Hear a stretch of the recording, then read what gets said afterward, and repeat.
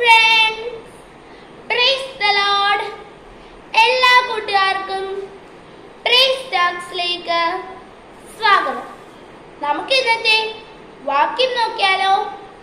മത്തായി 19-ാം അധ്യായം 29 മുതൽ 30 വരെയുള്ള വാക്യം. എന്റെ നാമം നിമിത്തം വീടുകളെയോ സഹോദരന്മാരെയോ സഹോദരിമാരെയോ അപ്പനെയോ അമ്മയെയോ മക്കളെയോ നിലങ്ങളെയോ വിട്ടുകളഞ്ഞവന് 100 മടങ്ങ് ലഭിക്കും. അവൻ നിത്യജീവനെയും അവകാശമാക്കും.